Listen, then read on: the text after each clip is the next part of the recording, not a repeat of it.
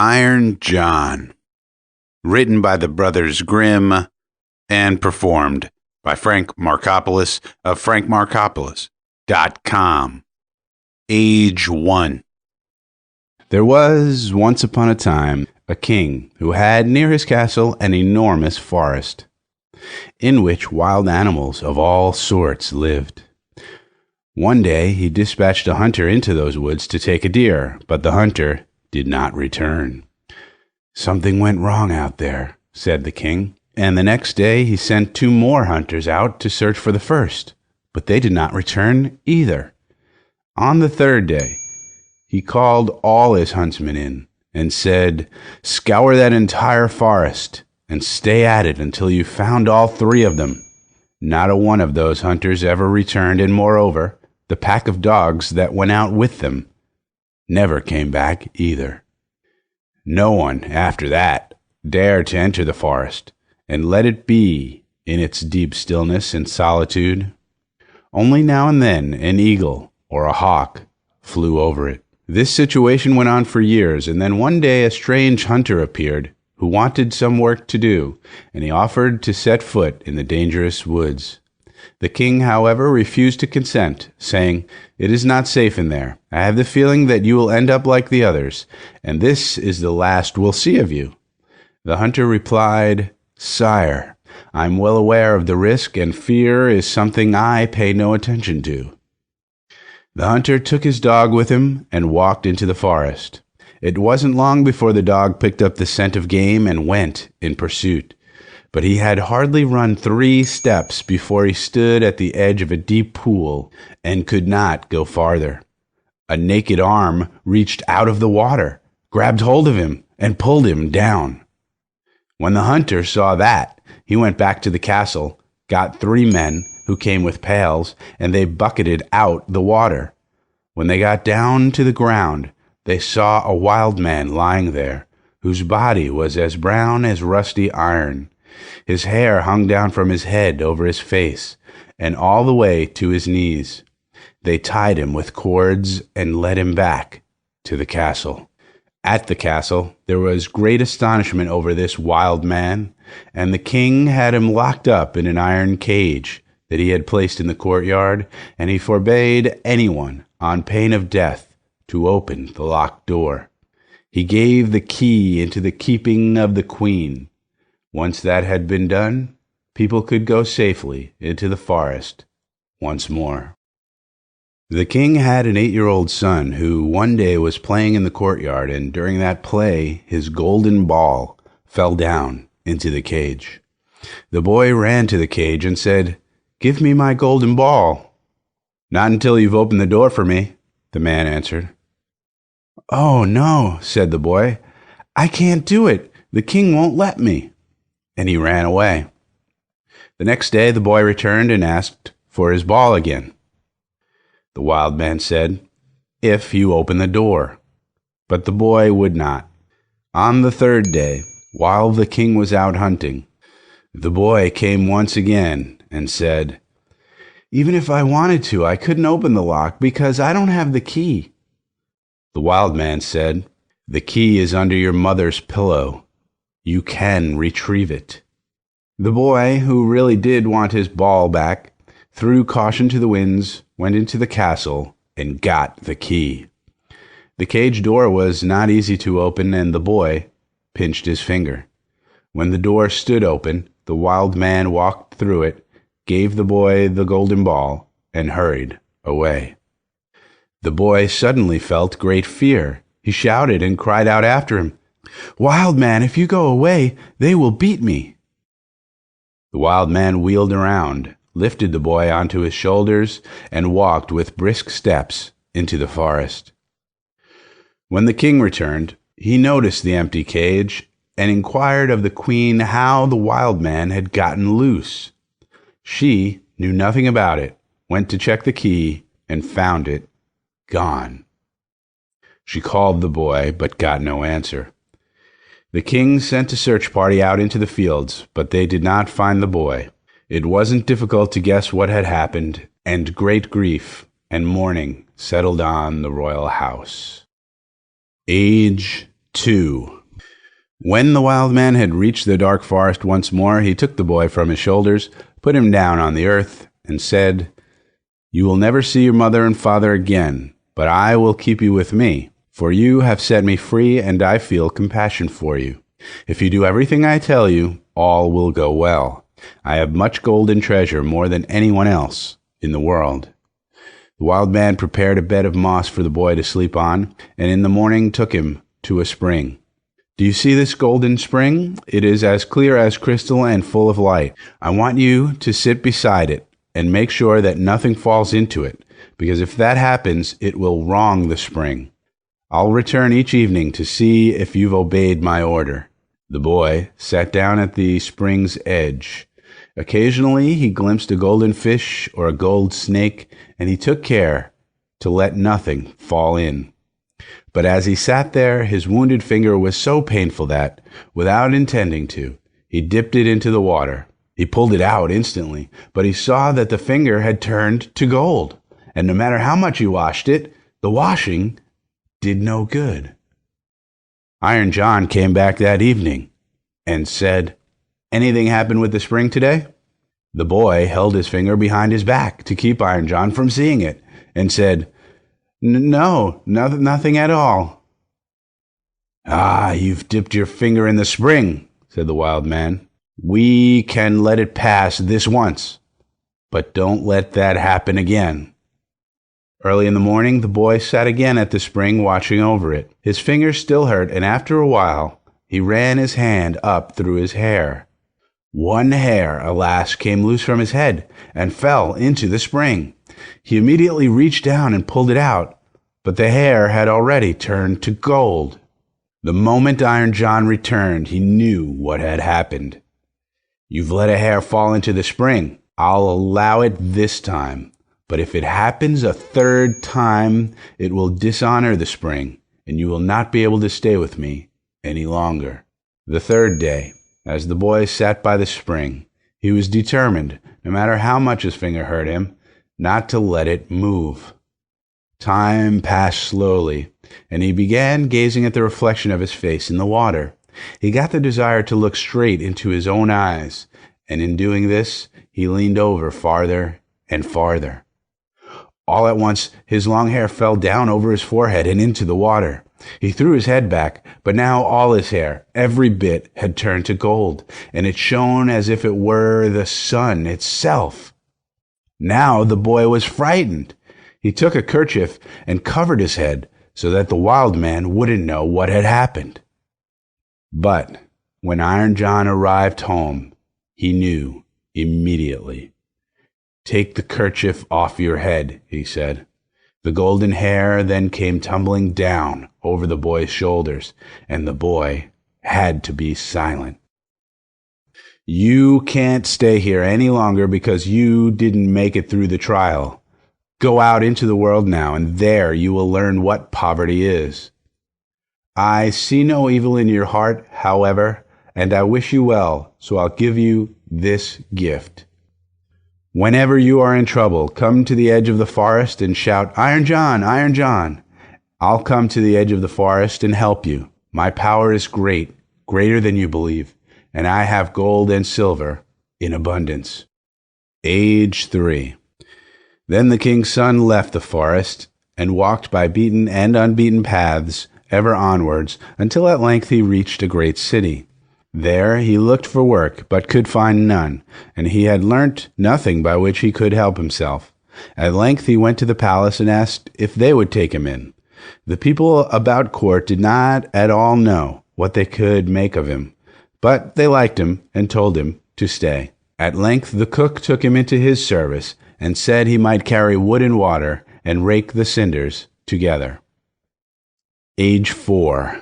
Once when it happened that no one else was at hand, the cook ordered the boy to carry the food to the royal table.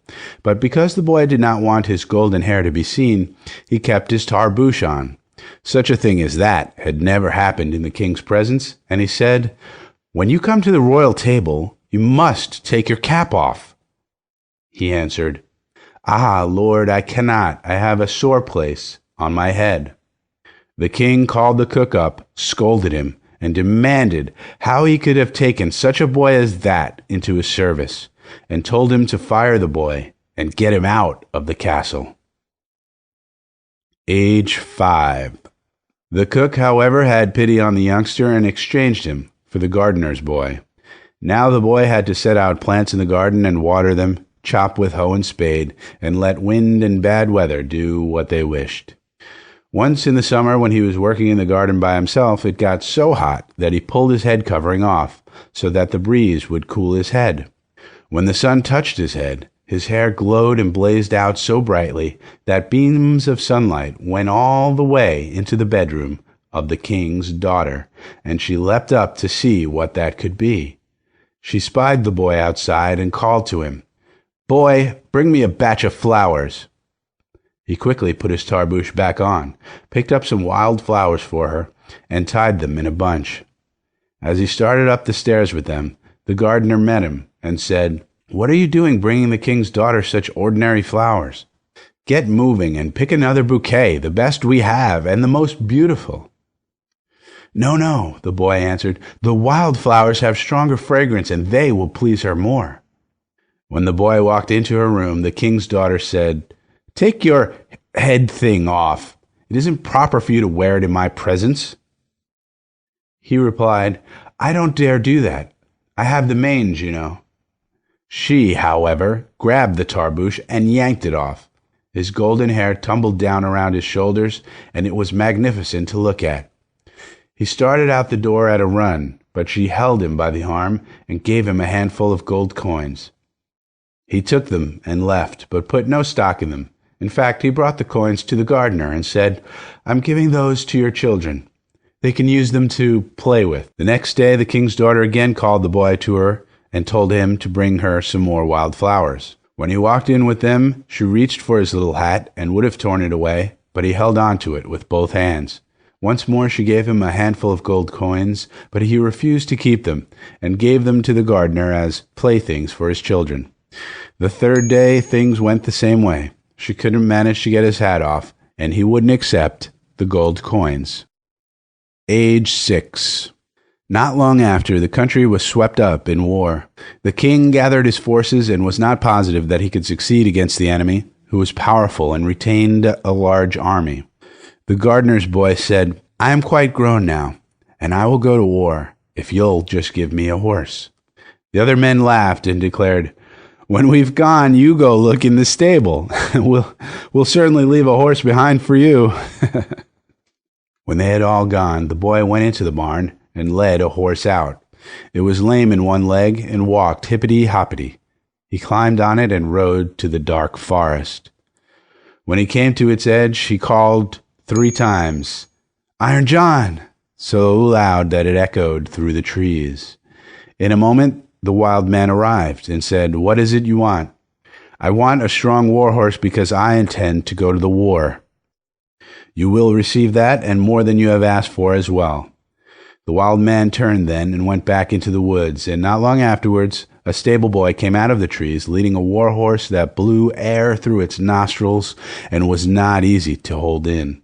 Running along after the horse came a large band of warriors, entirely clothed in iron, with their swords shining in the sun. The boy turned his 3-legged nag over to the stable boy, mounted the new horse, and rode out at the head of the soldiers. By the time he neared the battlefield, a large part of the king's men had already been killed, and not much more was needed to bring them to total defeat. The boy and his iron band rode there at full speed, galloped on the enemy like a hurricane, and struck down every one that opposed them. The enemy turned to flee, but the boy kept after them and pursued them to the last man. Then, however, instead of returning to the king, the boy took his band a roundabout way back to the forest and called Iron John out. "What do you want?" the wild man asked. "You can take your horse and your men back and give me again the 3-legged nag." So it all happened as he requested, and he rode the hoppity-hop back home. When the king returned to his castle, his daughter went to him and congratulated him on his victory. "It wasn't me," he said, "who managed that, but a strange knight and his warrior band who arrived to help." The daughter asked who this strange knight was, but the king didn't know, and added, "He galloped off in pursuit of the enemy, and that's the last I saw of him." The girl applied to the gardener and inquired about his boy, but he laughed and said, "He has just now arrived home on his three-legged nag." The farm help made fun of him, shouting, "Guess who's here? Moopy-goop." Then they said, "You've been under a lilac bush, eh? How was it?" He said back to them, "I fought very well. If I hadn't been there, who knows what would have happened?" They all fell over themselves, laughing. Age 7. The king said to his daughter, "I'll arrange a great festival that will last 3 days, and you will be the one who throws out the golden apple. Perhaps the mysterious knight will appear." After the announcement of the festival had been made, the young man rode to the forest's edge and called for Iron John. "What do you need?" he asked. "I want to catch the golden apple the king's daughter is going to throw." "There's no problem. You virtually have it in your hands right now," Iron John replied. "I'll provide you more. Red armor for the occasion and a powerful chestnut horse." The young man galloped to the field at the proper time, rode in among the other knights, and no one recognized him. The king's daughter stepped forward, and she threw a golden apple into the group of men, and he was the man who caught it. However, having caught it, he galloped off and was gone. When the second day arrived, Iron John had him fitted out with white armor and provided for him a white horse. This time also the apple fell into his hands.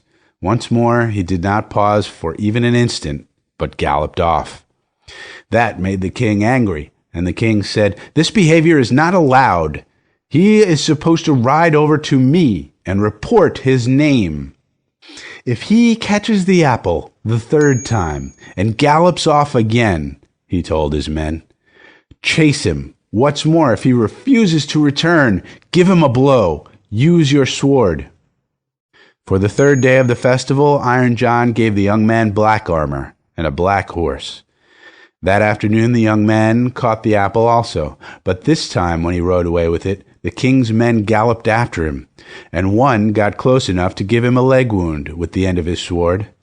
The young man escaped, but his horse made such a powerful leap to do so that the young man's helmet fell off, and everyone could see that he had golden hair.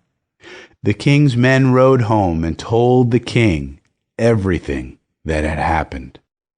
Age 8. The king's daughter the next day inquired to the gardener about his boy. "Oh, he's back at work in the garden. The strange coot went to the festival yesterday and only got back last night. He showed my children, by the way, 3 golden apples he had won." The king called the young man in, and he appeared with his tarbouche back on his head. The king's daughter, however, went up to him and pulled it off, and his golden hair fell down over his shoulders. His beauty was so great that everyone was astounded. The king said, "Are you the knight who appeared each day at the festival with a different color horse, and each day caught the golden apple?" "I am," he said, "and the apples are here." Taking the apples from his pocket, he handed them to the king. "If you need more evidence, you can look at the wound that your men gave me when they were chasing me. What's more, I am also the knight who helped defeat the enemy." "If you can perform feats of that magnitude, you are obviously not a gardener's boy. Who is your father, may I ask?" "My father is a notable king, and I have a great deal of gold, as much as I will ever need." "It's clear," the king said, "that I am in debt to you. Whatever I have in my power that would please you, I will give." "Well," the young man said, "I'd suggest that you give me your daughter as my wife." Then the king's daughter laughed and said, "I like the way he doesn't beat around the bush. I already knew he was no gardener's boy from his golden hair." And so she walked over and kissed him. The young man's father and mother were among those invited to the wedding, and they came. They were in great joy because they had given up hope that they would ever see their dear son again. While all the guests were sitting at the table for the marriage feast, the music broke off. All at once, the great doors swung open, and a baronial king entered, accompanied in procession by many attendants. He walked up to the young groom and embraced him. The guest said, "I am Iron John, who, through an enchantment, became turned into a wild man. You have freed me from that enchantment. All the treasure that I own will, from now on, belong to you." The end.